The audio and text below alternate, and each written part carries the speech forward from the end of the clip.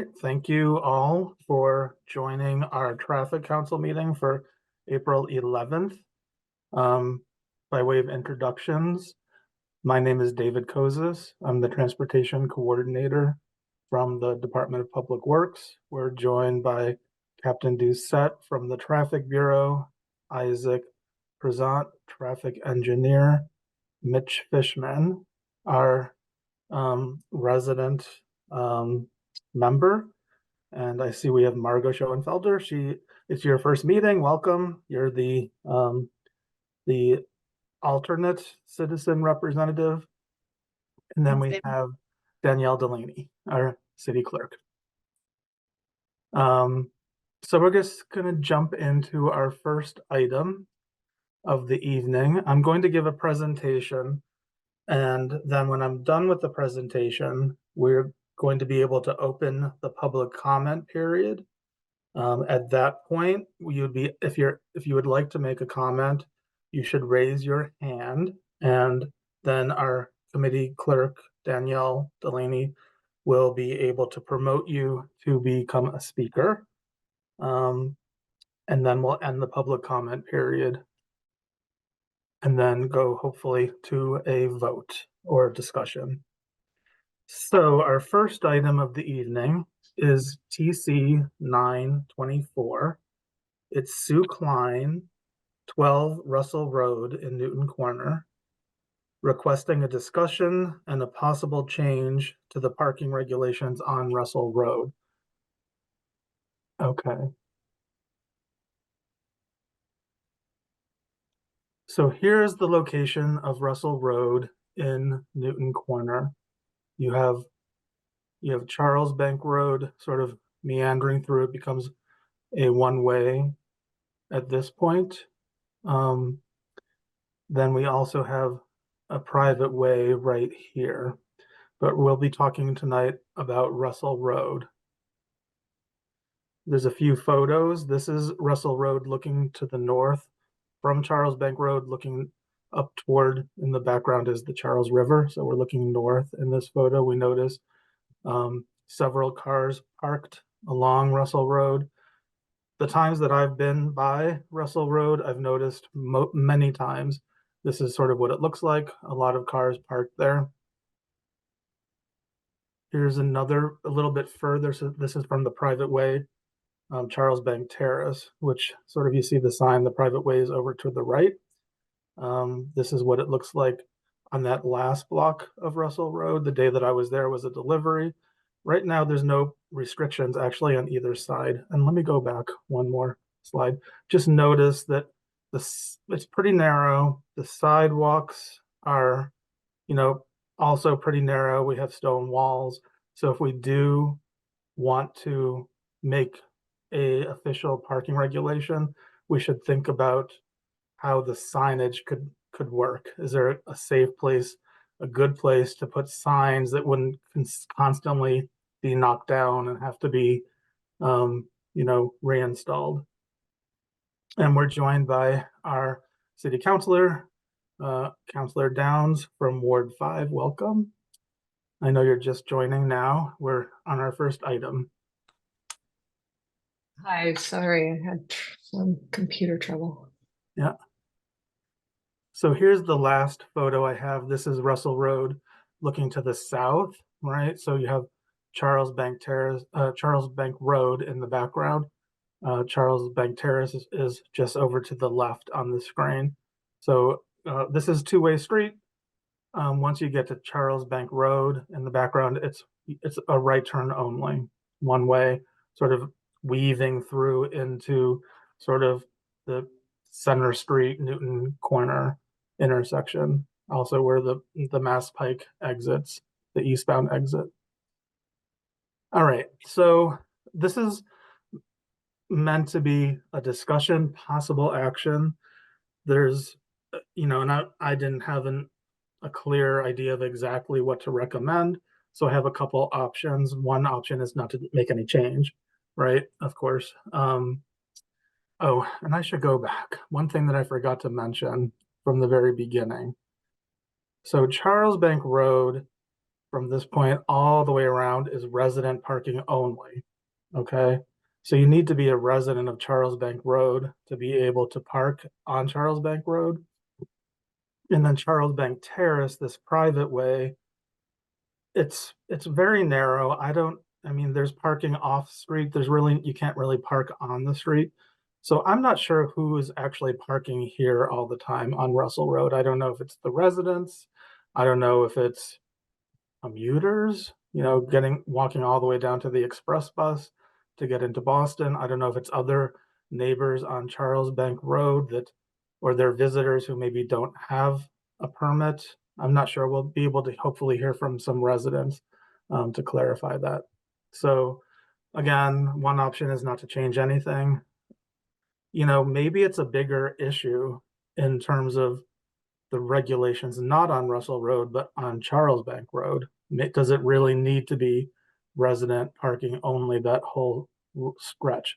That's not something that we could change at this meeting, but it's something that it's an option to think about if we want to, go there. I'd like to get some feedback from at least whoever is on this call.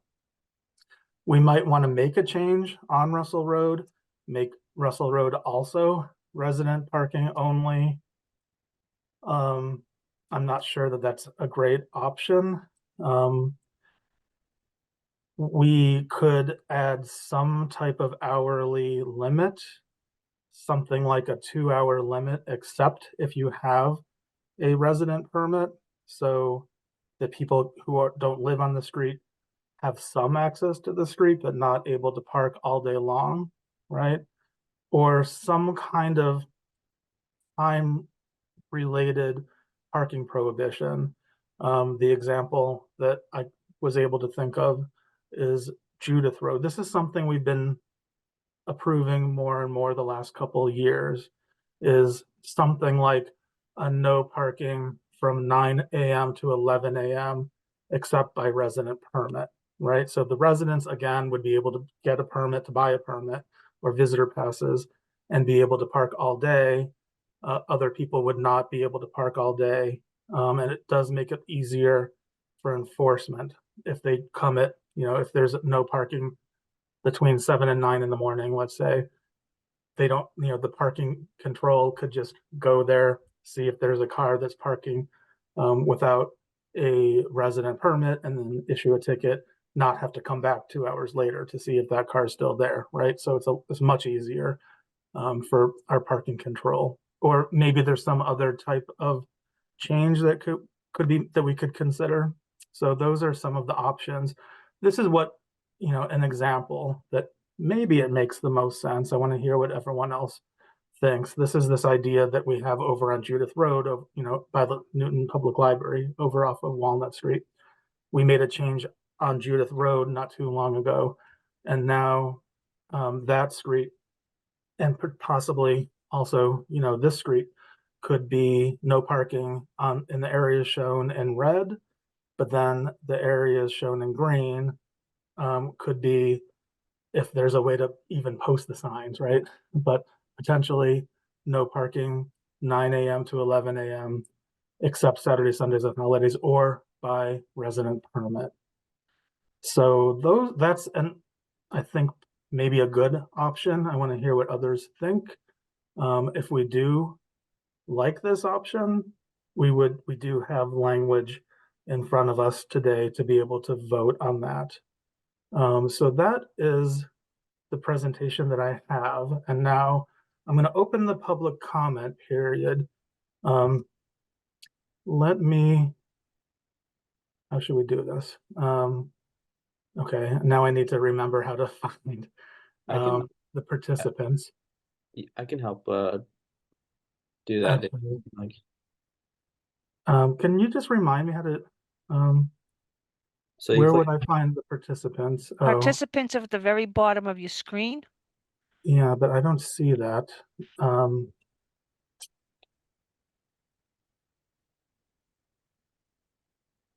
Your PowerPoint Now might, I see it. Okay. Okay. If I hold my my mouse in one spot, I could see that. yeah. Now So, I can go over to attendees. Okay, so I Okay. see that we have 7 attendees. Any of you Right. are now able to participate. If you would like to participate, I would ask you, oh, I just promoted you a promoted him. gentleman named Kevin. Okay, He had raised Kevin. his hand, Oh, you okay? did? Okay, I didn't see that before. Okay, Kevin, can you please just say your name and your address and then make a comment if you'd like? Sure thing. Kevin Newman, my wife Andrea. We live at 21 Russell Road. We've lived here for 22 years. Love the area, love our neighborhood, and some of the cars in your photos is actually us. And what we've taken to doing is parking there so other people don't. We have found that we are close to the river and close to commuter stops where folks will park their car to commute. And I think they found it because there's no sign, because there's no fees, there's nothing like that. And we've even had cases where people have abandoned cars, and it took us weeks. I don't know exactly how long, but it took us a very long time to even get it addressed. We've got a great neighborhood here. Like you, I don't know the exact resolution, but we are fans of some sort of resident parking, whether it's hourly, whether it's exclusive, I don't know. But we are fans of trying to do something to prevent commuters from parking their cars and in some cases abandoning them here. Or just leaving them for days and days and days. Right. I guess then the question is the level of difficulty, I guess, of having cars parked on your street versus the inconvenience that might come if we have to figure out a way to post the signs on both sides of the street in the middle of the sidewalk, which might be really difficult to figure out how to do that. Plus, now if you have a guest or if you you yourself to be able to park, need to go and buy a permit every year. They're $25 a year for stickers to go on your car, or visitor passes if you have visitors coming. I guess the question is, which is more inconvenient for you? Is it so inconvenient to have the cars parked there, or for you to have to go and park your car to avoid having others park their cars? That is it worth it to go through the effort of changing and posting the parking regulations? That's the basic question that I want to hear from the neighbors. I hope that I'm not the only, am I the only person from the neighborhood here right now? I'm promoting Miss Klein right We now. have Susan Klein here. I'd love to have her speak. I could give my opinion, but not an expert, so I'd love to hear from some of my neighbors. Okay, Susan Klein, did you have your hand up before? Did you want to make a comment?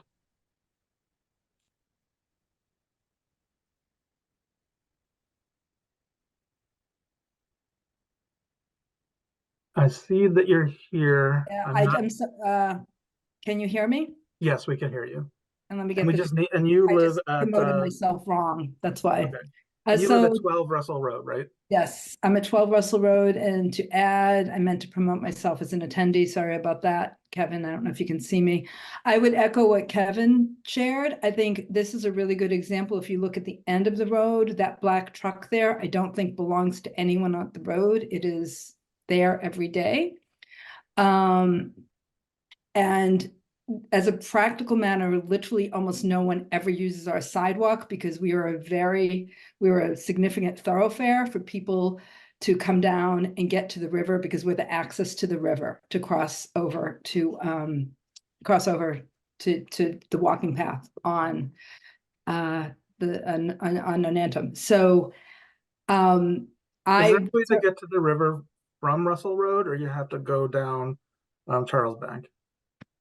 Sorry, say that again, excuse me, David? I'm just wondering, is there an actual path down to the river from Russell Road itself? Yes, there's Okay. actually a path between two homes. Mhm. So it is, people literally come from many different areas to go through the path, to cross, to go on the walking path on the river. Mhm. And I would echo and agree with everything Kevin said. We have random cars here. We have cars that have been here 2 weeks that we had to call to get removed. So having some kind of permit, resident, the piece that all of the neighbors and myself talked about was thinking about having the residential permits and understanding the inconvenience of us having to pay a little bit more and go get the permits for guests. The sidewalks are almost never used here. Kevin may have it, because the road is a dead end, basically. Yeah. I mean, people are, whatever, doing typical stuff, but it's not I don't think it's a huge issue. No. Okay. Anyone else from the public wish to join the discussion? Okay. All right. Danielle, can we keep the 2 residents Yes. promoted for now? Isaac. Yeah, I just wanted to note, I thought of this when Ms. Klein mentioned the vehicle that no one seems to know whose it may be.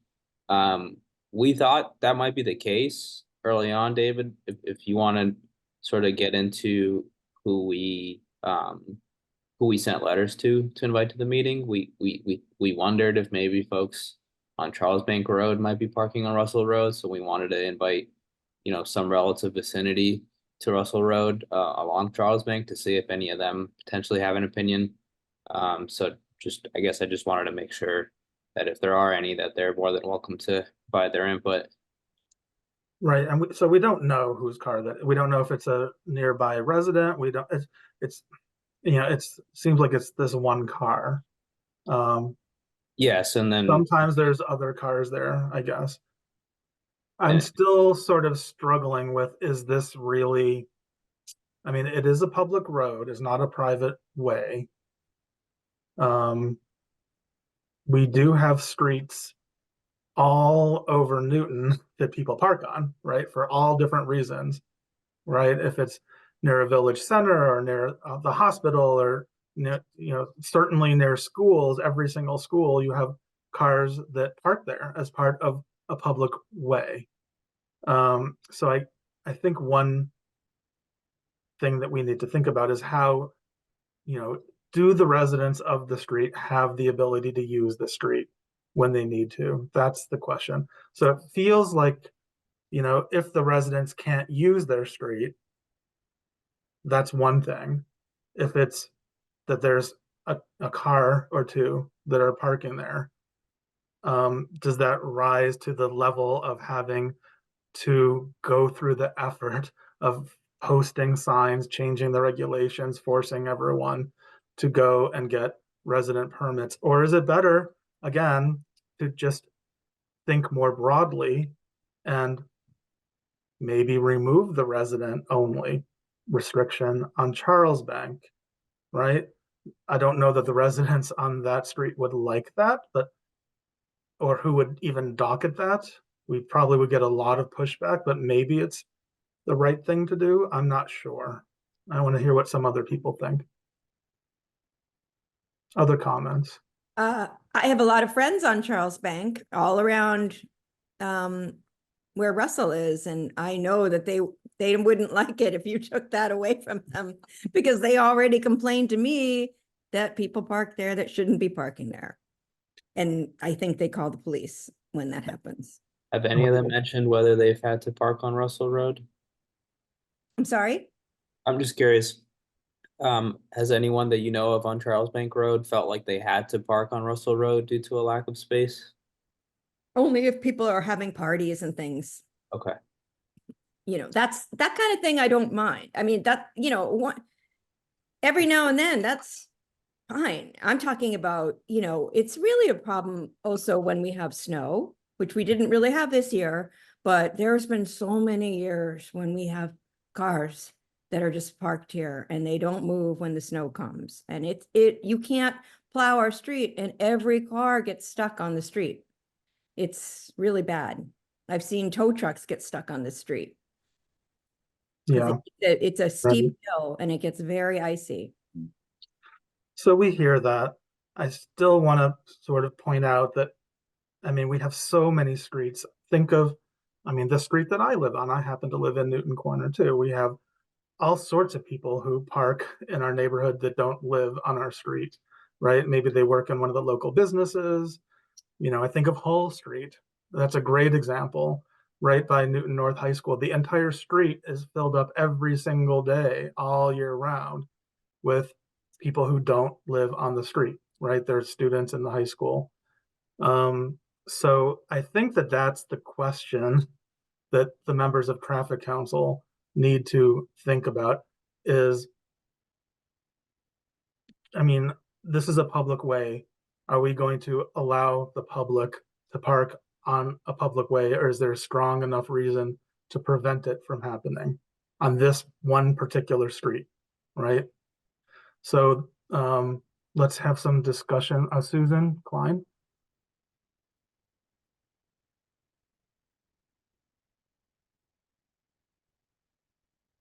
I think you're muted, Susan. Sorry about that. Yeah. I have a question because the street, Charles Bank has those restrictions and it's a public way as well. So I'm not quite sure the difference. Well, and I I can think, address that. yeah, So, thank you. Yeah. Charles, we don't know how, I mean, I've been here for a long time doing traffic council and working for the city. I think those restrictions have been in place at least for 20 years, for a very long time. We have not been adding new streets to become resident only, for the very fact that, everybody wants to live on a street that no one else can park on except themselves. But then everybody wants to be able to park where other places when they need to go places, right? So we have not been adding new streets as resident only in general, unless it's part of a broader plan, like a village parking plan. Some of the streets that had been resident only for a long period of time have been actually gone the other way and taken the resident only regulation away. People have found it to be inconvenient and unnecessary, right? So I just think we need to think very, very hard about the policy. What are we really trying to do here? What is fair for the residents and for the general public? Mitch. So, so what I'm hearing, and it's hard to build exactly what's happening there, but if it's a commuter issue, I mean, if you have trucks parking there for a long time, I'm not sure what that is, but if it's a commuter issue, I think I would like your option of the 1 to 2 hours in the morning, maybe 7 to 9 or something like that. And then, the resident parking could override that. And I guess the rest of the day, I just have no idea, people coming in and out, service vehicles, cars that are servicing. I mean, maybe that's the more conservative approach, is to, deal with that morning commuter hour. And then, maybe no parking on the other side. When I was out there was a big truck or two. It was quite difficult to get around. There wasn't quite as many cars parked. So, I guess that's maybe that's the character of that street, particularly where there's no way of getting out. You have to pull into somebody's driveway to get out. I guess the final question I have was, if it is something that gets you across to the walking path, which may be more midday, afternoon or something, do you have cars parked there who then get on the walking path? Is that also part of the use? Be interesting to hear a little bit more about the background of who parks there. On the weekend, yes. On the weekend, people come, they go kayaking, they go rollerblading, whatever, anything to park in close by the river so they can enjoy the river. So that's what I've seen, just anecdotally. So, thank you, Mitch. I still think that the problem that we are having on Russell Road is due to the parking regulations on Charles Bank Road, right? So people cannot park on that whole stretch of Charles Bank Road, which is easier right, to be able to get in and out.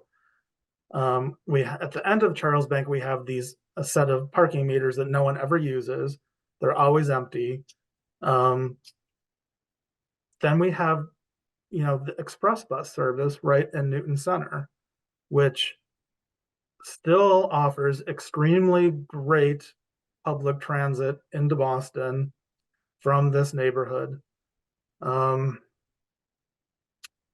with the changes in the bus network redesign that the MBTA has implemented, I think it's even more of a draw for people to try to come right into Newton Corner and catch one of the express buses there, rather than having to take a different bus and then transfer. Some of the other buses they used to go all the way down into Boston. Right now, they have to transfer in Newton Corner.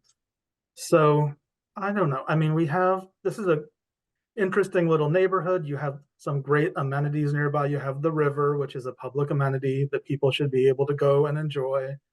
You have public transit, which, people have been, I think our public transit gets cut.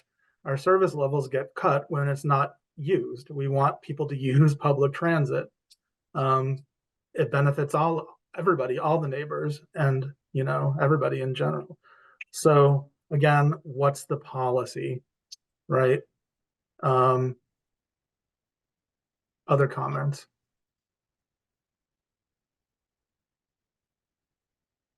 Any member of Traffic Council, Councilor Downs? Hi, so I'm hearing you, I'm hearing the neighbors. And it sounds like there's some enforcement issues as well, that, just making sure that cars aren't abandoned. But I'd be interested in a trial of removing the resident parking only on Charles Bank Road and seeing what happens. As sort of the I'm most really- conservative first step, and then if and I'd love to hear from the neighborhood, more of the people who live on this street, about whether time limits or resident permit parking, time limits with resident parking permit overrides would be what they want, or do they want something else? So it sounds like they don't want it parked up all day, and they don't want cars totally abandoned there. But I think people ought to be able to get to the river. Perhaps, I don't know what the neighborhood character is like, but if our meters are all empty, maybe we want to lower the price of the meters, but add some more so that people looking to stay all day, they can, but they're making a contribution to the neighborhood in the form of, paying for the privilege to park there. So all of those are things I'd consider hearing more about if the neighbors are interested in them, but I'd also be interested in trialing removing the Charles Bank resident only parking. Thank you, Councilor Downs. Those are really interesting comments. For years, I've been looking at those parking meters on Charles Bank and thinking, gosh, no one wants to park there. There's no demand because you have to pay something. I wish we could lower the price, but we can't lower the price, right? Because they're already set at our minimum price. We'd have to change our city ordinance to be able to go lower the 50 Our cents an hour. Our city ordinance allows the director of planning, as I changed it. It allows our director of planning to change the prices up or down. I think only up, So, from 50 cents up. only up? I don't think there's any Okay. way to make it 25 cents an hour. I wish there was. Then maybe we So- need to change the ordinance again to allow that, Yeah. because it's clear that, this is not the right price. in that Or case. maybe it should be free. Maybe we should. Or maybe pull it should out be, the well, meters I think, right there. I think free is the problem. Free, because they're going around the corner and parking for free. But we'd rather have them park for free at where the where the meters are is a better Where the place meters for are, free parking than here. yeah. That's another way of doing it, yeah. So I agree. I was thinking when I got this, when this docket item came in, that maybe this is a bigger discussion just in this one street. We can't do a trial on Charles Bank unless someone dockets an item to change, to consider changing the regulations on Charles Bank. I don't know that the neighbors would be willing to docket that themselves. It would need to be docketed by a member of traffic council or a city councilor.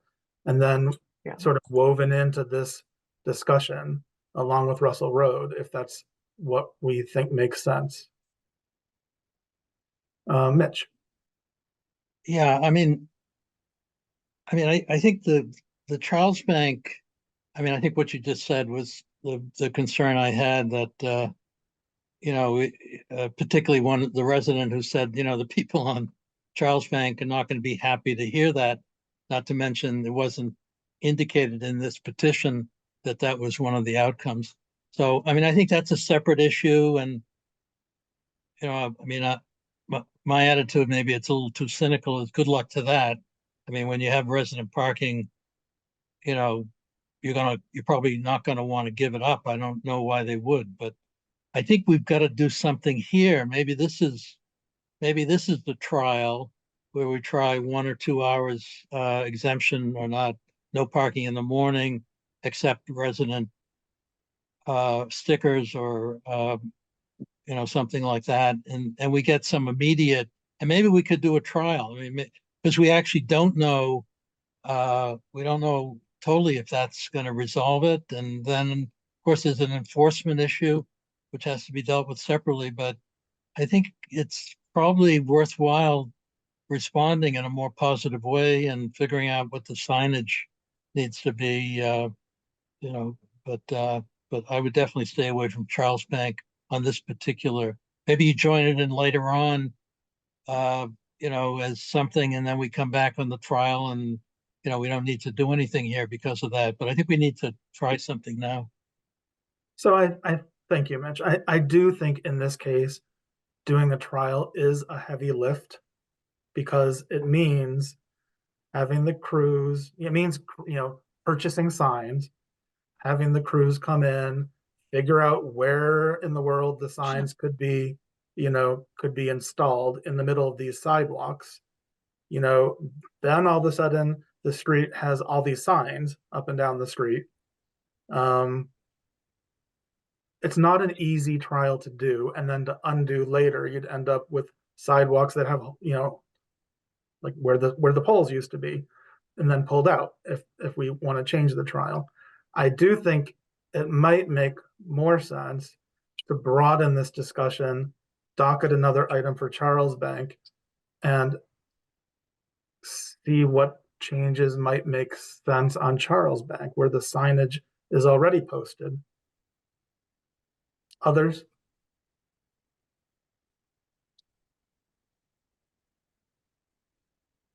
And David, you know, I'm always happy to put docket stuff for a traffic council and see what flies. Happy to hear from the neighbors. See I what do they think think. it's not going to be a happy docket item probably for a lot of the neighbors, although we have had streets that have come to, like I said, to traffic council and asked to remove the resident parking restriction. That happened over by, you know, by Four Corners, by the Whole Foods down there, those couple of streets near there.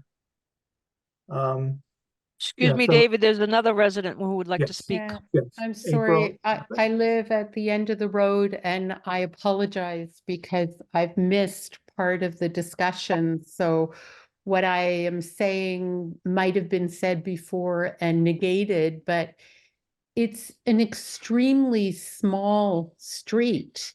And, you know, we have one driveway. There is no opportunity for family members to come and visit, to park. They can't go on Nanantim. They can't go on the Charles Bank. It's not, I've lived here, it'll be 8 years. I've yet to see somebody come and park on the street because they want to go walk along the river path. So it's people who are parking and visiting, or it's people who are parking and just leaving their cars to go off somewhere else and not to benefit from the river path. So I can't understand why it would not be a resident-only street because it is such a small street. Right, thank you for that. Mhm. It's What's also your address? very narrow. We just need to, I'm sorry, we just needed to know your address. Yes, I'm sorry, I'm at 9 Russell Road. Thank you. Yeah. And I didn't mean to interrupt you, I'm sorry. Yeah. So narrow street. It's very narrow. heavily They parked can't up. even, when the street cleaner comes down the street, he can't even clean at the end. It's a dead end. He can't make the turnaround because it's so narrow. And it's problematic, I mean, another issue not for discussion now is it's full of potholes and it's not on the list of streets to be repaved in Newton, and it's desperate for repaving. So we had a flood last year. We're under construction now, and it's been very problematic for the crew to park, and it's a big problem for residents. Thank you. I think what I've been saying is I think that the reason that it's problematic is because there's cars that are parking there that don't, that are not residents of the street. And the reason that they are parking there is because they can't park on Charles Bank. But if there weren't these cars that were parking here, if they could park on Charles Bank instead, it would not be as much of a problem.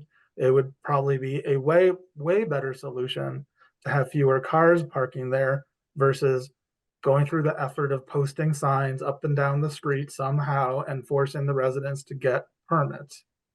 That's what I've been trying to get across. It's only a problem because there's nowhere else for these cars to park nearby.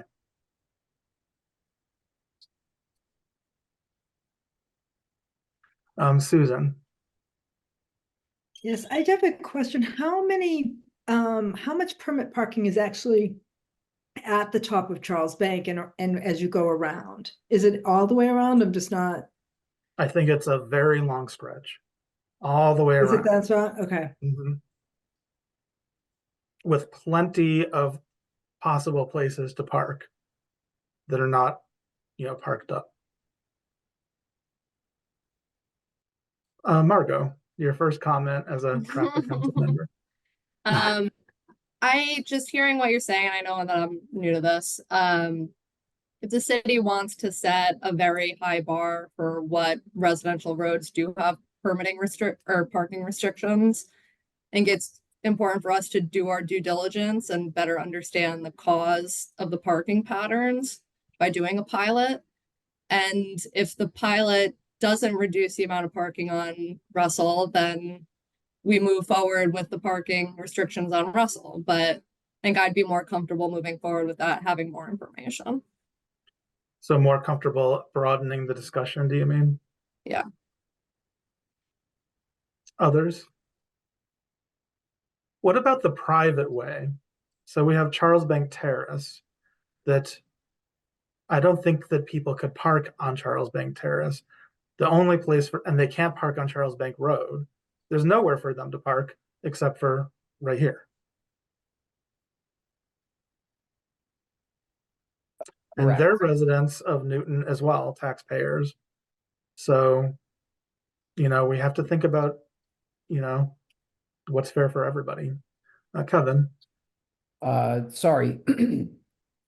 As far as Charles Bank Terrace goes, it's small enough where anybody who parks there on the road immediately disrupts the street, and it gets pretty, involved. So people tend to not do that. There's no actual spaces on Charles Bank Terrace. It's just a long driveway. Yeah. So people who live there, if they don't, They all have they don't- driveways that they have. if they have like guests that They can't have fit to in their park on our driveway, street or and then if we put a resident permit in on this street, then we really mess up that street and their ability to have, company visitors, right? Yeah. So or it's another there's thing to St. think James. about. Right. There's St. James on the other side, Right. and people can park there too. But yeah, fair enough. Yes. So I knew this was going to be a difficult one. So far this year, we've had a lot of easy traffic council items. This is not easy. Other comments, are there other traffic council members who think that we should try to broaden this discussion somehow? Yeah, I'll speak up, but I'd like to broaden it. I would just like to be mindful of the docket language, like it, it doesn't have to be as sort of rudimentary as proposed to remove resident restriction. It can just be something that is a little bit more inviting, like, docketing a discussion for potential changes to parking restrictions on Charles Bank Road. And we can hold this and open this up at the same time as the Charles Bank docket at whatever future meeting. Yeah, I think that's a really good point, Isaac. I know lately we've had a little trouble docketing things and people don't quite understand, right? So I think you're right.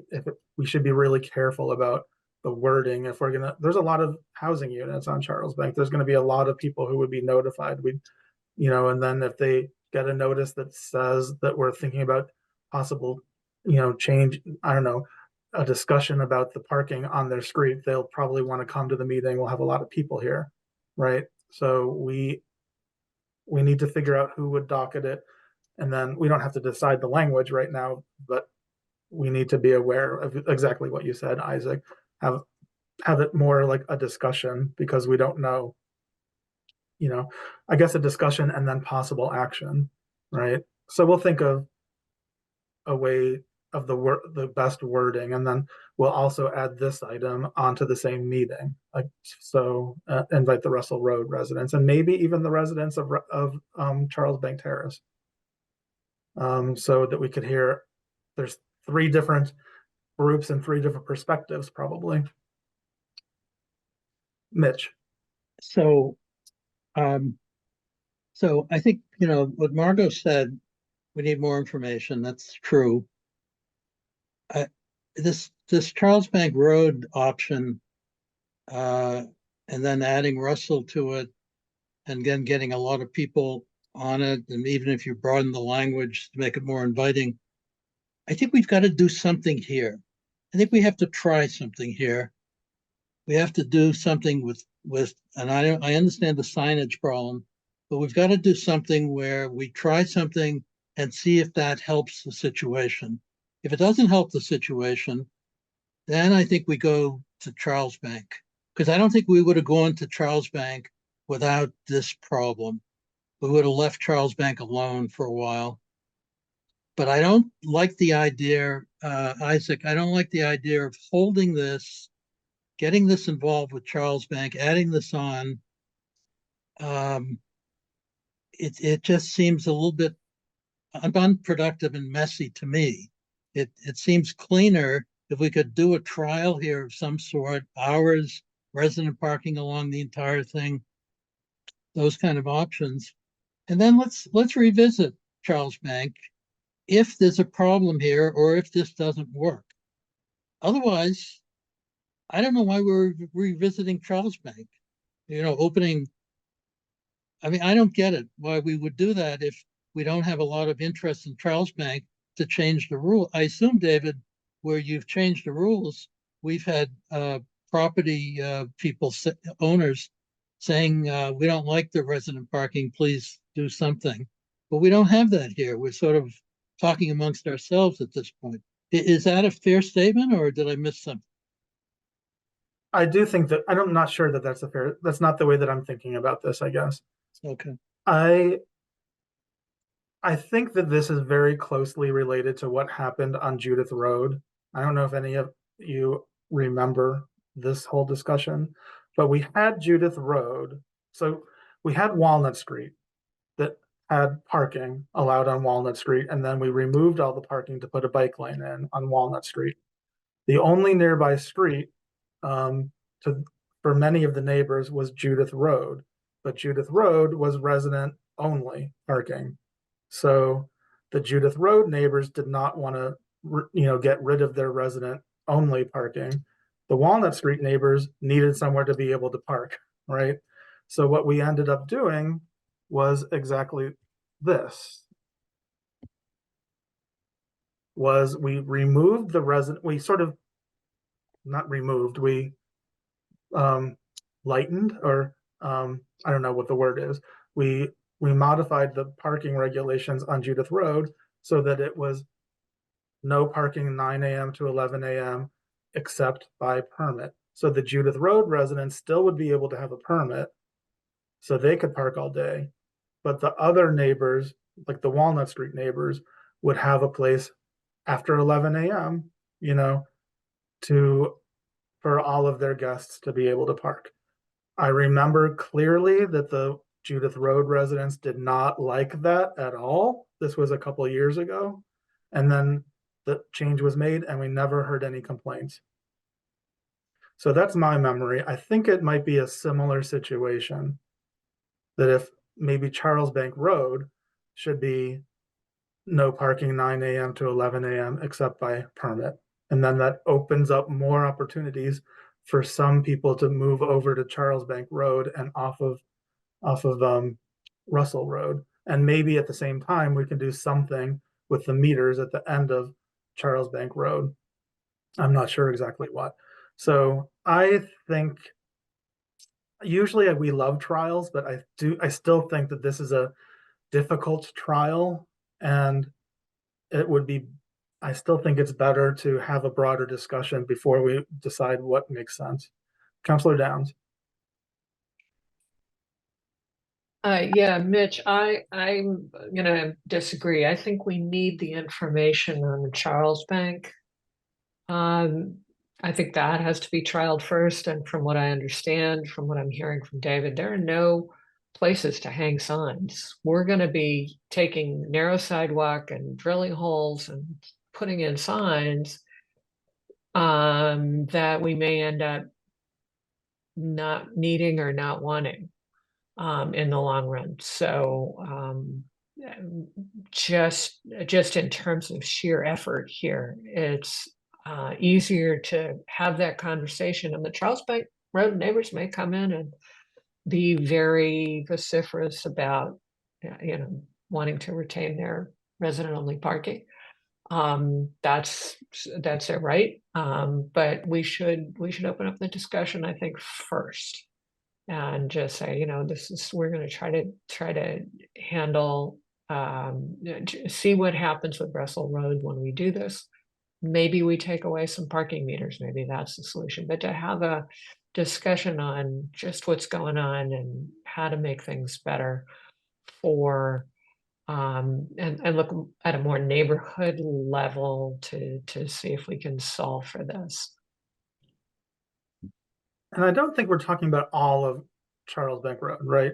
We're not talking about the two-way section, right, where there's no park. It's so narrow and heavily traveled. I think we're only talking about once you get past the island and then all the way around to Center Street, right? And maybe this is the perfect solution if the whole point of having these resident parking only regulations on Charles Bank is because of commuters. If you do have a 9 a.m. to 11 a.m. restriction except by residents, then probably you wouldn't have many commuters or employees parking there because they can't park until 11 a.m. So this could work out for everybody. Remains to be seen. Mitch? So I don't want to beat a dead horse, but my political instinct, and Councilor Downs, correct me if you have a different point of view, is that once you open Charles Bank to get rid of the resident parking as it is today, and if that doesn't work, if we're unable to do that for whatever reason, then we'll never be able to put resident parking on Russell. I mean, it'll be seen as we're giving preference in the community to one group over another, and it'll be more difficult to solve this problem. That's why I'd like to solve this problem, or at least try to, and then let Charles Bank be the second tier. But again, I'm open to anything, but I think that Charles Bank thing is going to be a long process, and I understand the Judith Road And I think I understand, David, from what you described, the bike lane and the prohibition of parking, put those people at a disadvantage, and to create equity for them, Judith Road became a way of doing that, or at least addressing it. But I don't see that situation as necessarily parallel to this one. Okay, thank you. Yeah. And, as a member of traffic council, you could make a motion that we can all vote on, right? If you want to do that. I think that at least I'm looking for a hold on this item while we decide how to docket the broader discussion for Charles Bank Terrace and Charles Bank Road. Would anyone like to make a motion? I'll make that motion, David. Okay, so we have a motion from Councilor Downs to hold this item TC 924.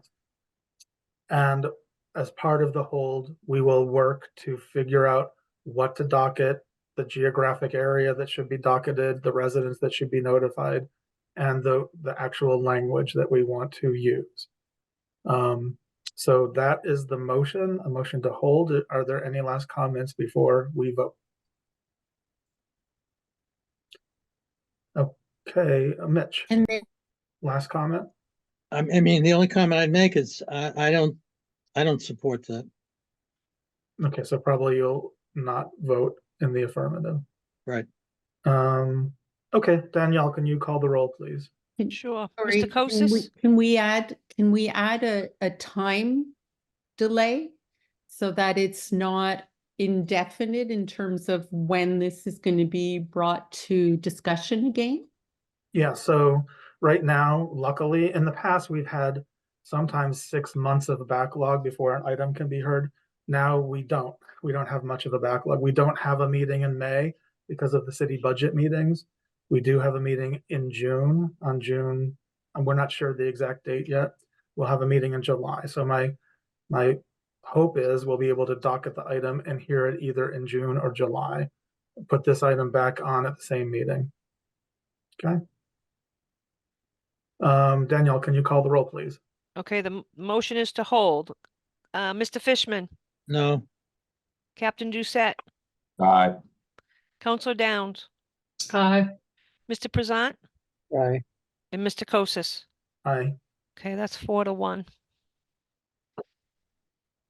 Okay, so this item we are holding.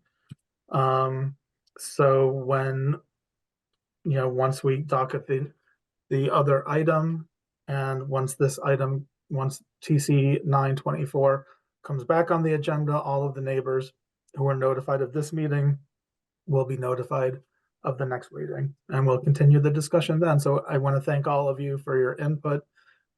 It's not been an easy item, but I think that we'll be able to gather more information and make a better informed solution. So thank you. And we're going to move on to our next item. Okay. So our next item is TC 1024, Councilor Downs requesting a safety zone on Park Street between Church Street and Tremont Street. Okay. Just one moment so I can get organized.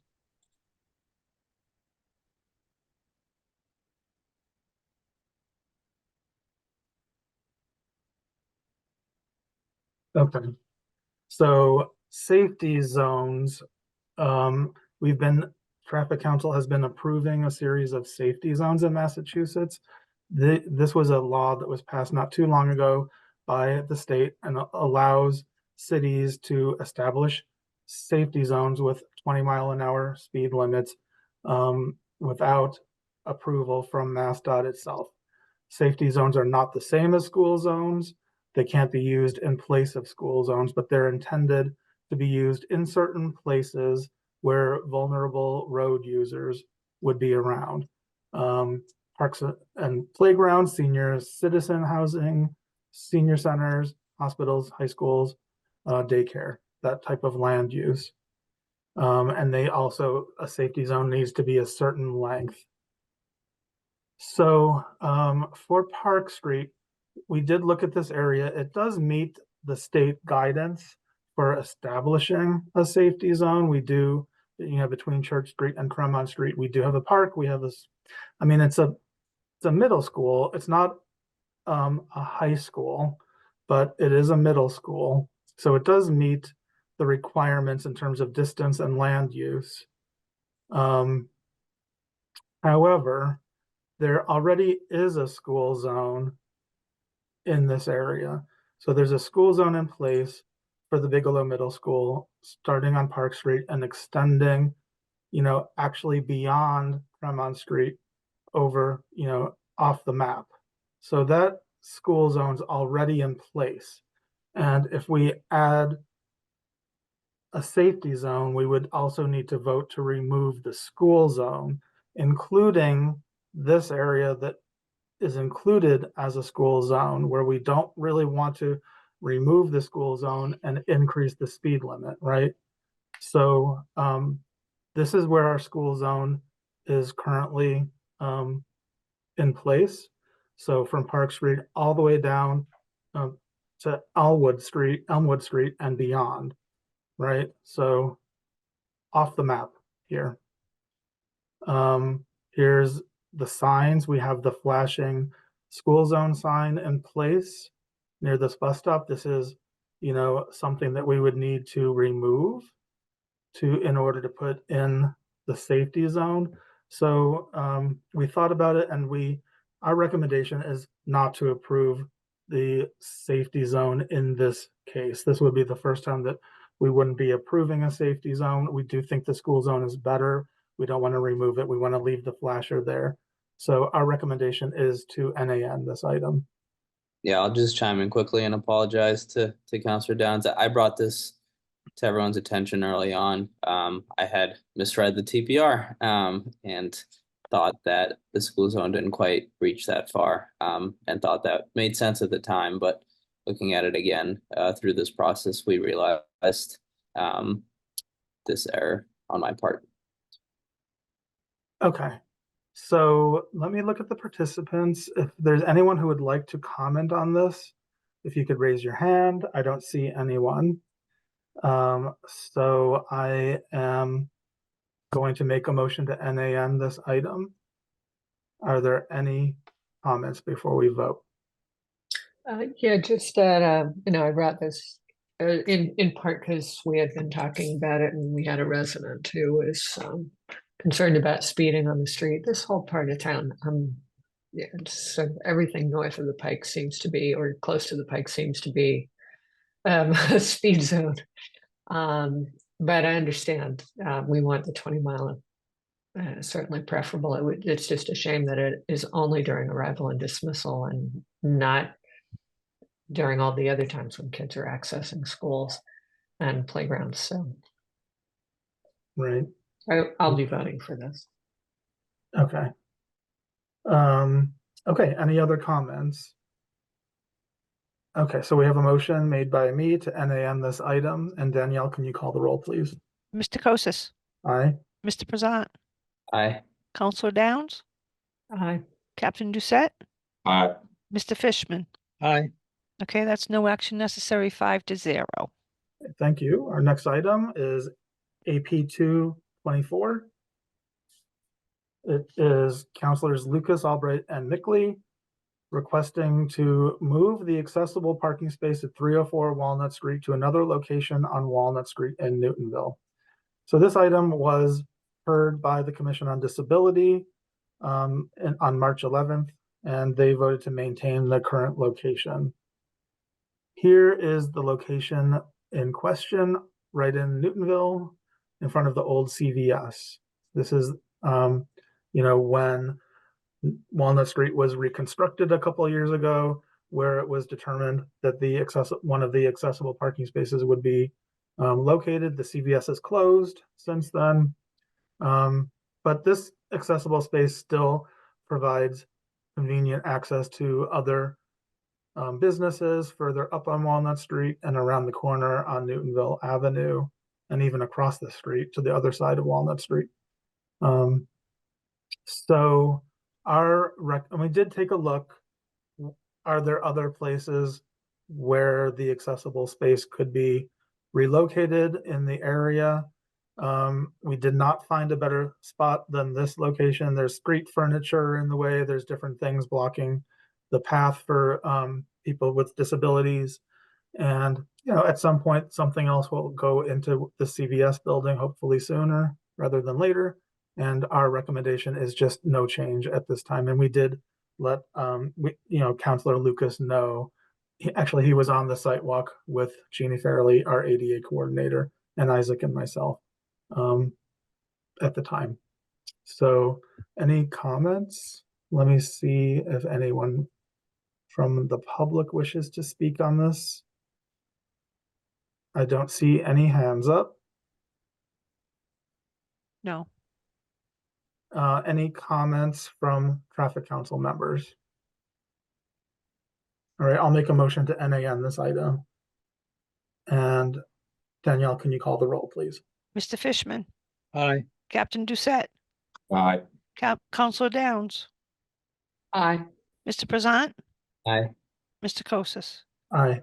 Okay, that's no action necessary, 5-0. All right, our next item, TC 1124, Isaac Prezant, traffic engineer, requesting to add RRFBs into the TPR at the following locations: Needham Street at Industrial Place, 150 Needham Street north of Jaconet Street, 40 Needham Street north of Easy Street, Oak Street at the Upper Falls Greenway, Elliott Street at Linden Street, Elliott Street at Cottage Street, and Hammond Pond Parkway north of the Boston College driveway.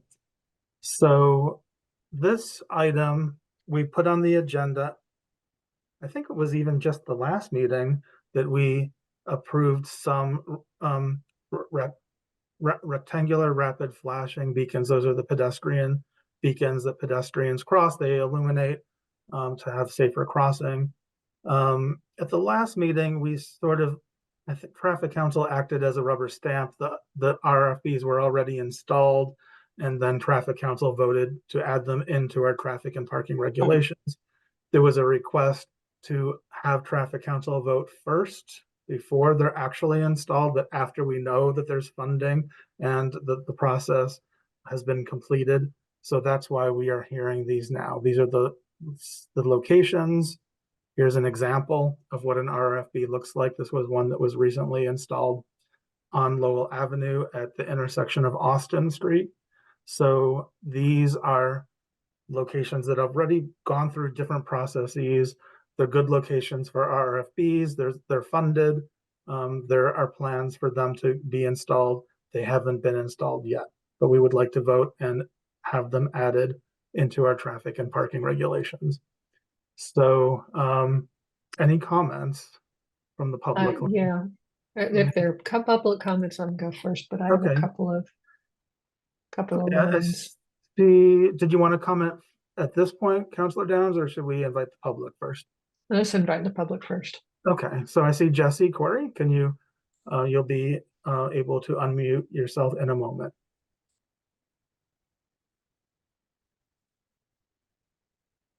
Okay, Jesse. And we need to be reminded of your address, please. My name is Jesse Corey. I live at 64 Oak Cliff Road.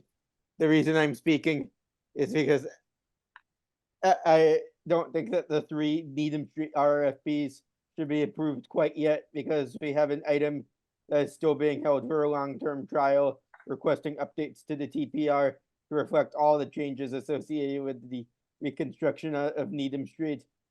And so those RFPs shouldn't be approved until after the reconstruction of Needham Street is over. Also, I don't know if the RFP on Needham Street, just southwest of Easy Street, is actually going to be installed, because the contractor in charge of the reconstruction of Needham Street actually did not put an accessible ramp at that location, and they actually ground the crosswalk off the pavement at that location. Okay, thank you, Jesse. I think it's fine for us to go ahead and vote for these items on Needham Street. You're right. We do have an item outstanding that, we approved a long-term trial a while back. because we knew that there were going to be several changes to our traffic and parking regulations because of the Needham Street project. New traffic signals at Route 9. There's different changes that will have to happen. So if we approve these RRFBs now, it just means that we don't need to approve it later on as part of that trial. I think there's nothing preventing us. I don't know that there's any sort of issue with any of these. From what I understand, all of these are in good shape and ready to move forward. I suppose if we do approve this list tonight, if there is some kind of surprising decision that one of them can't go in, we'll just docket it later and remove it. I don't know. Isaac, do you have any comment on this? Have you heard of any sort of issue with one of the RFBs not going in on Needham Street? I haven't. I mean, there's still so much sidewalk and paving to be worked on. I'm not too concerned with the current condition. It's going to change rapidly, and the main thing is I don't have any reason to believe that what's approved on the bid plans is not to be constructed. So I'm comfortable with voting this in, and we can address it in the future if need be. Okay, and from a timing perspective, we were specifically asked to approve these before they get put in. We don't want to, have them installed and then have the same situation occur again where they're installed before they're approved by Traffic Council. So I think it's a lot better to approve them now and go from there. So Councilor Downs. Yeah, I think I was the one who mentioned that I thought we had to approve them first and then install them, do it after the fact. I'd be interested to just get a sense of the prioritization, how are these decided upon? I assume the Needham Street ones are in part because Needham Street's getting completely redone. And absolutely, I know of people who've been hit in Needham Street crosswalks, the few ones that were there before. So I would support these, but what are the criteria? How do we prioritize locations for an RRFB? I can answer that. So there is a prioritization process that DPW has been working on and is in sort of final draft stages of that. It builds upon a lot of similar ideas and concepts from the traffic calming prioritization. All 7 of these, however, whether it be because it's not Newton jurisdiction to begin with, or whether it be because it's within a individual project design that's sort of separate from citywide outlook. These are all reasons why these are essentially funded and are moving ahead. They essentially do not fall into the citywide prioritization process. Thank you, Isaac. All right, great. Okay, so I think this is a good list. I think they're all moving forward. And I will make a motion we have the draft language. This would be TPR 931.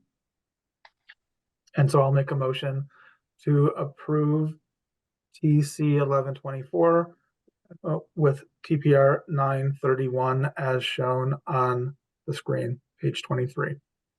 Any last comments? Okay, Danielle, can you call the roll, please? Mr. Kosis, Aye. Mr. Prezant, Aye. Councilor Downs, Aye. Captain Doucette, Aye. Mr. Fishman.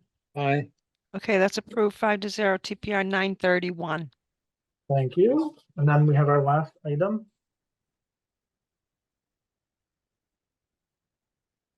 So our last item is TC 1224.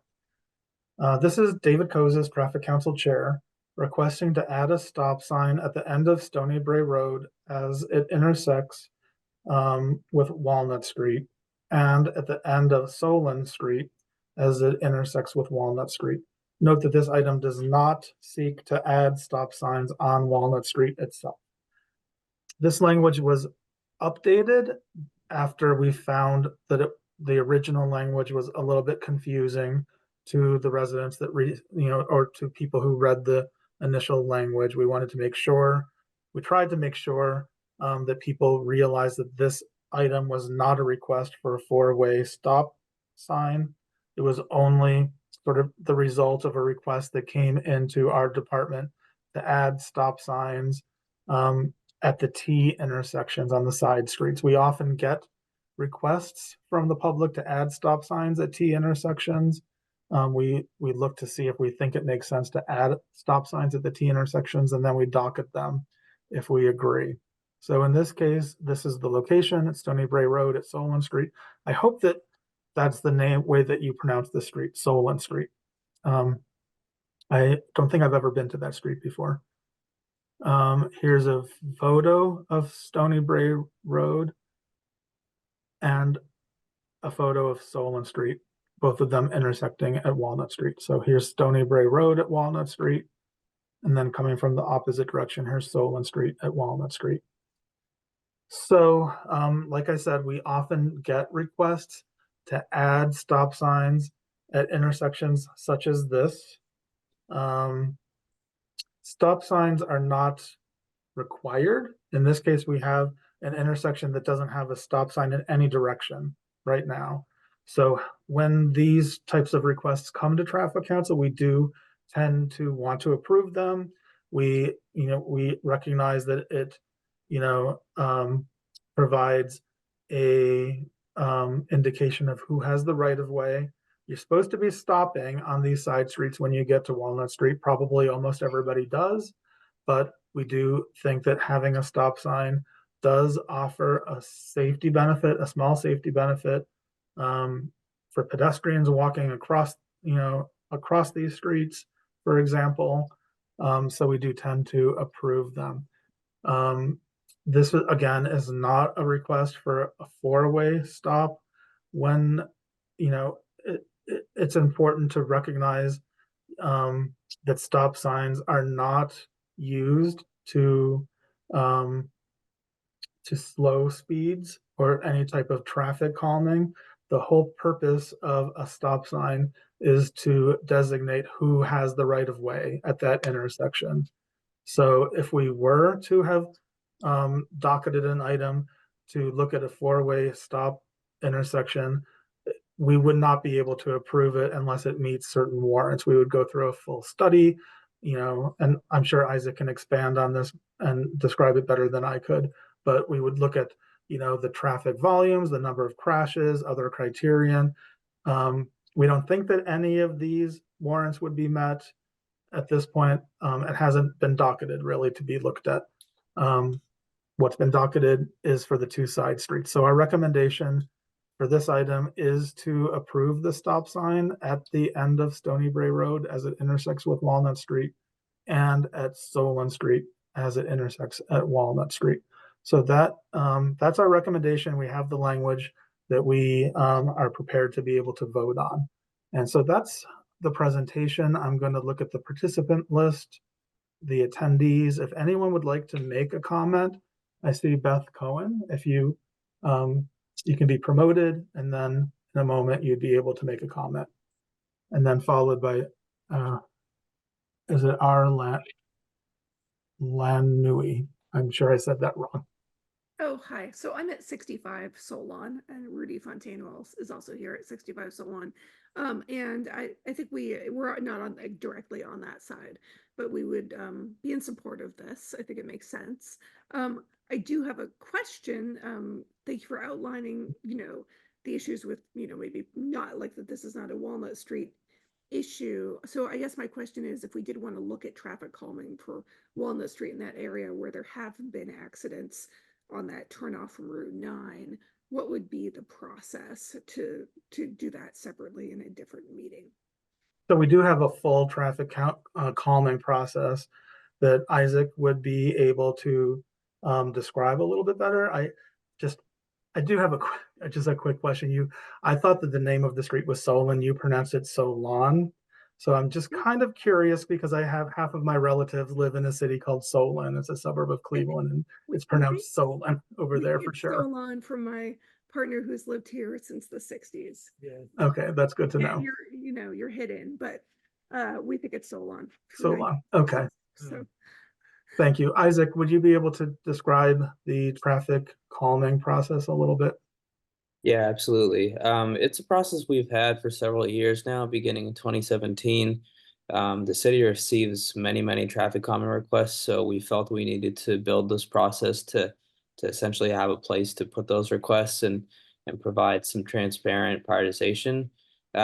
So at this point, we do have an updated 2024 evaluation that's been posted. It's a pretty expansive report, so rather than sort of diving into the small details of that, which isn't what's been docketed, I would say, if you're willing, if I can give you a homework assignment, I would say, if you have a chance, have a look at that. A pretty quick Google search, just Newton traffic calming, will take you to that page on the Newton website. Walnut Street has been evaluated. I'll say right now, unfortunately, it's not a high priority at this time, but anything that's on the evaluation continues to be evaluated every single year. We have data. I know the police also posted a temporary speed feedback sign with their results sometime in 2023. We also are closely monitoring the Countryside School, which at that level of construction has an opportunity to provide some traffic calming near the school. So these are discussions and evaluations ongoing, and I would just kind of point you in that direction for the time being, at least. And we really did want to promote that traffic calming document. It was just recently released. It was produced, in our division, I think mostly by our traffic engineer, Adrian Ayala, and I think also you, Isaac. We're very proud of that document, so we want people to take a look at it. It's pretty extensive. Other comments from the public? Noah Weiser Betchy. And I know that we received a couple emails. One of them was from you.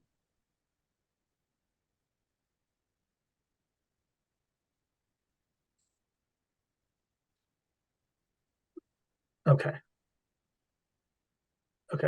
Am I here? Sorry. Yes, we can hear you. We just need to know your address, please. I'm at 1326 Walnut. Thanks for the responses by email. You guys are extremely responsive. I was really impressed. And I've been scanning through the traffic calming doc. It's awesome. Also an awesome way to lay it out, make it clear to us sort of why things are being prioritized. Though totally in support of the actual measure that's proposed here, there should clearly be stop signs. For anybody that's not familiar and happens to be driving through, it would be certainly stupid for them not to stop if they're coming up Solon or Stony Brae, but having the stop signs there is clearly a good idea. I think the one thing I would point out in terms of traffic calming on Walnut itself there is that the section of road that's actually scary or at risk, and I assume most accidents or difficulties in this stretch have occurred on, is very acute to this intersection with the sort of shape of the road, let's say coming up from Route 9, over the hill and around the corner a little bit there. And so really thinking about, if we have this very tight window that we need to handle, is there, a case to be made for, it being a higher priority than sort of where it lands on the list today would be the thing I would point out. So I'll say that I will say that I do know the data taken was near this intersection, specifically the vehicle volume and speed data.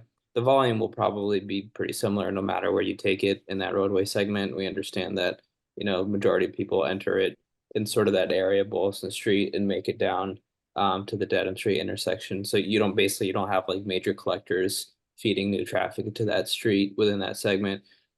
Crash wise, I can say that I did just look this up during the meeting, specifically at this intersection. In the last 5 years, there's only been one crash, and it was in 2020. But I will say, just as a whole, every single reported crash within the last 5 years is taken into account for that entire roadway segment, which includes the intersections in between. Okay. Understood. Got it. Appreciate the work you guys are doing. That, definitely very thoughtful, and I think you're doing a good job. I appreciate you taking the time to look at it. It means a lot to us as well. Okay, thank you. So we have Yija or Eddie Zhao. David, you have a gentleman first, Arlen O.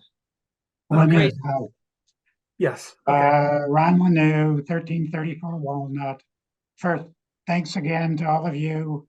And I'll echo what Noah said and what Beth said about what you've been doing with this. The proposal itself, sure, good idea. Not that people run those intersections anyway, you'd be nuts. And the roads aren't configured to encourage anybody to run them that way. And then I mean, my big concern that had me sitting here is the traffic calming on Walnut. Echo exactly what Noah just said, particularly coming up southbound on the street. I remember that one accident. It was somebody incidentally who had stopped at the cross street coming up Stony Bray, pulled out and smashed into by somebody doing, I don't know, 45 maybe in the 25 zone. But even just getting across that street is terrible. Just adult, kids, whatever. I even had somebody threaten me one night trying to cross with my dog. Two of us didn't cross quite fast enough. The guy stopped and he might have even pulled a gun. I did not get close enough to see, but you come over here and I'll show you I'll show you what you should be doing here. And I just hid behind my parked car until the guy drove away. I mean, that's kind of what you're dealing with on that street there. So thank you again. And I will look at the calming document and urge you to docket something on it for the street. Okay, thank you. That does sound very scary. Thank you for sharing that. So is there another person from the public that had Eddie. raised their hand? Eddie Zhao? Yes. Yeah. So can you hear me? Yes, we just need to know your address, please. I live on 40 Solomon Street. Okay. So I just want to echo. First of all, thank you for you guys for doing this fantastic job. I think this is very important. I just would like to echo what Noah just said about the traffic. You know, I've living here for almost 8 years, and it is really the traffic that is coming up from Route 9 that going up into the section that is causing the problem. So I'm a walker myself. I usually walk around the community. Every time when I have to go from Solon Street to Stony Bray, I have to stop at this intersection for a long time because I cannot see the traffic that's coming uphill, and they usually don't stop and don't slow down. This is and it can be very scary, and sometimes I have to use my ear and hear whether there is some traffic that's coming. And I just want to We're on the last item. Controlling the traffic and mitigate the risk. Thank you. Thank you for that comment. And I think our last commenter is Jesse. Oh, we have one more after. Jesse, go ahead. So I think that this item was docketed because I had put something in 311 about this intersection, saying that I specifically mentioned in my 311 request that there was a crash in 2020, and the crash report actually mentioned that there were absolutely no stop signs at this intersection. And ever since that crash happened in 2020 is when I've wanted there to be stop signs at this intersection. And I think that part of the problem is that Stony Bray Road goes uphill just before you get to Walnut Street. And so, especially if you're not familiar with the area, it's hard to actually see that there's an intersection coming up until you get right there. So, in regards to some people's comments regarding the intersection occurring too fast if you're coming up Walnut from Route 9, I actually just looked at it myself on Google Maps, and I agree. And so I would like to see an advanced intersection warning sign posted on Walnut Street coming up that hill with an advisory speed sign of like 25 or 20 miles an hour. And I would like to see some crosswalks painted at this intersection. And I want to see the double yellow line on Walnut Street repainted and some shoulders added on Walnut Street. Okay, Jesse, as you're aware, that all those things you mentioned are not within the jurisdiction of traffic. I do know We that. don't add pavement markings. We don't vote on crosswalks. But we appreciate the input. Then I see, well, you're not Beth Cohen, but that's what it says.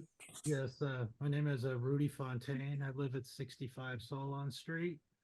And I've lived here the last 5 years, but before that, I also lived here I also grew up here at this address. And I echo the sentiments of the other Solon Street people, is that all of the traffic, the real issue is the traffic coming up Walnut Street from Route 9 is at the intersection where Stony Brae and Solon, where those stop signs come. That intersection is so close to the intersection with Walnut, and there's a real blind spot, is that the cars coming up have no view of that intersection until they're practically in it. And the same is, it's so much so that in the time that we've lived here, I instructed my partner, I told her, I said, when we're driving, we're going to avoid that intersection entirely. We're just going to drive up Shady Hill and not use the Stony Brae intersection at all, because I feel that it's not safe there, because the cars coming up from Walnut Street can't see you in time. So if someone's going 50 miles an hour and you're in that intersection, there could be an accident. So we avoid that entirely. And I even do the same when I'm walking. I don't cross right Exactly what I'm saying. Stony Brae. I actually walk farther down so I can see. So I know that I have plenty of room if a car comes over the hill. So I just wanted to state that from my experience from having lived here a long time. So I think it's a good idea to put these stop signs in. Thank you for that comment. Councilor Downs. I was just going to mention that Roberta Fortgang wanted to speak, and she's been promoted, I see. Okay. So Roberta, and you just need to unmute.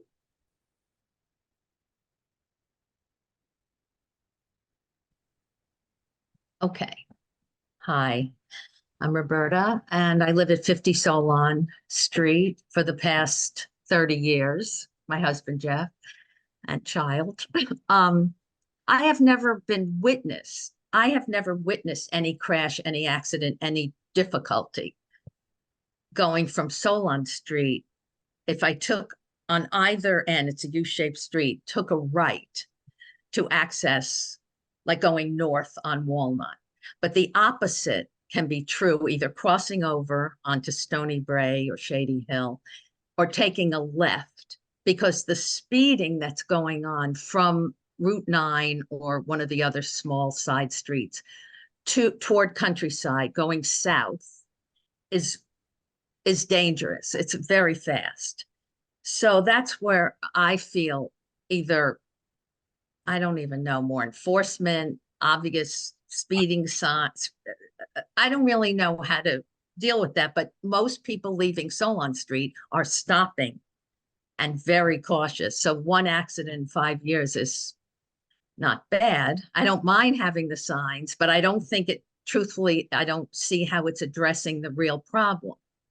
I'm a little confused about how that will help the difficulty getting onto Walnut Street and taking a left, like going in, entering the traffic from people on Walnut Street traveling south. So should there be a stop sign there? I don't know. But it's very hard to see, particularly if you exit, I think it's the east, on the U-shaped street. You really can't see what's coming on from the hill. As Ron was saying, it's almost a blind corner. So I don't know, that's my 2 cents. But I don't see how the stop signs on Solon are going to address the south traffic on Walnut. I don't know. Right, thank you. Sure. Captain Doucette, I think we've had a couple requests for enforcement. Would you be able to sort of cycle in this area of Walnut Street into your targeted enforcement coming up?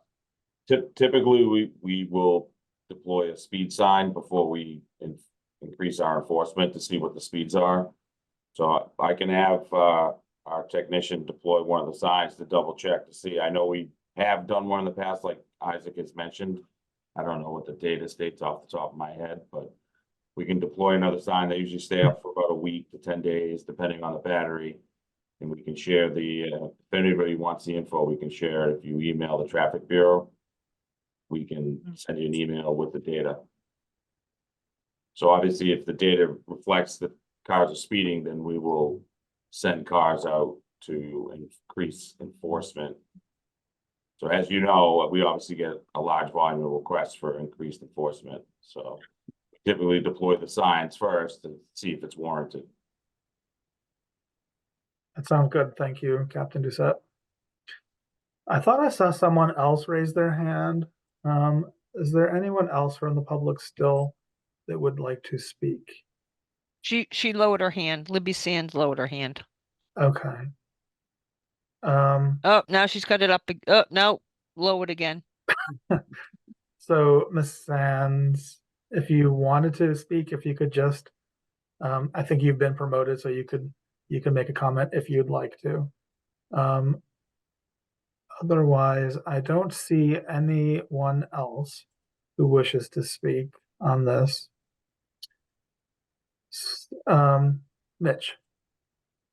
So I've been listening to the conversation, and I myself just live above Countryside School on Brush Hill, and so I use this street frequently, coming off of Route 9 and then going onto Route 9, and I think the stop signs, would be helpful. I agree with the comments people have made. You'd have to be a fool not to stop there, but nevertheless, that Stony Brae question about coming up on the hill, somebody who's kind of wandering through the area to avoid traffic on other streets could easily, kind of move their car out front and get clipped by the car coming up the hill. I mean, I would say that, of all the traffic calming issues that should be addressed, not by our traffic council, but by Isaac and others, is some kind of signage of intersection over hill, which would relate to Stony Brae and the adjoining, but particularly Stony Brae. I mean, it's probably too far away for a school zone flashing sign, because the school zone is, still a good distance. But something that would warn people, they're accelerating coming up that hill for several reasons. One being they're coming off of Route 9, where they've been, at least during non-traffic periods, moving pretty quickly. And it was difficult to get around that corner where you die periodically, or you think you're going to die from the intersection at Route 9. And then you get on this hill and you press the accelerator and you go over the hill. And if you don't have warning of what's coming up over the hill, because you haven't been there that much, that would be a helpful thing. So I know we don't do any of that, but to me, that's the core of the problem at that location. Yeah, I just want to, yeah, go ahead, Isaac. yeah, I just want to confirm. I completely agree. I think just for folks, we have the manual on uniform traffic control devices. There are many standard signs in that manual, one of which is the intersection ahead warning sign. We have them elsewhere in the city. I think this is probably a good case for it, so it can be something that DPW looks into and can get installed fairly quickly, should we have internal consensus. Right, I was going to say the same kind of thing. We have Nina, our traffic superintendent, who's I don't even know, 25 or more years of experience figuring out what signs are needed exactly where. So we see her every day. We'll see her tomorrow, and I can mention it, and she can, look into it with all of our traffic engineers. So that, again, that's outside of our traffic council process. We would not be voting on that, but it could be done potentially. Okay. David, I'm not sure if Ms. Sands wanted to speak. Okay. So here's your opportunity, Ms. Sands. Did you want to Hi. provide a Yes, comment? thank you. I was having a little trouble technologically here, but thank you so much. And thank you for this opportunity to allow so many of us to make some comments about the area where we live and the traffic. I don't want to belabor this any longer, but I did feel an obligation to say something. I live at 56 Solon Street. So my driveway obviously doesn't back onto Walnut Street.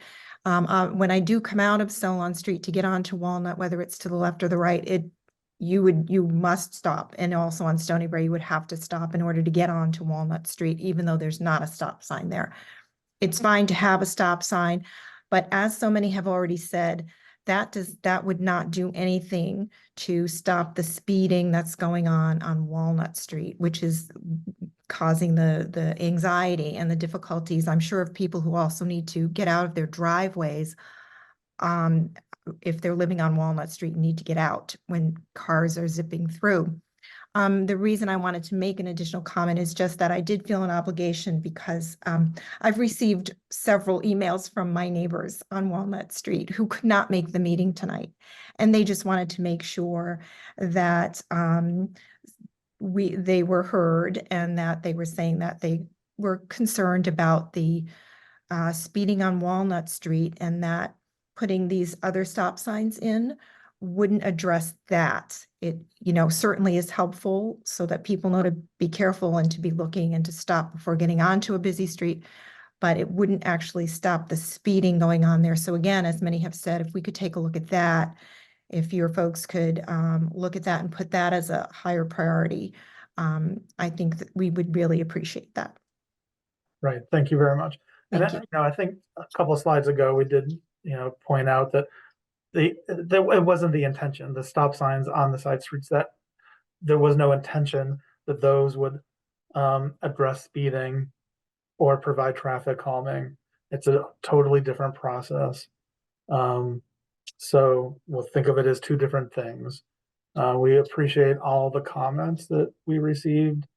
But for this particular item at Traffic Council right now, we're just looking at this two stop signs. And I guess I'll just go ahead and make the motion to approve the docketed item. Oops. To add the two stop signs. This would be TPR 932 for TC 1224. We have to wait 20 days to make sure that no one appeals this decision. I don't think anybody will. So sometime at the beginning of May, if this is approved, we should at least see those two stop signs going in at the two intersections. Any last comments before we call the roll? Okay.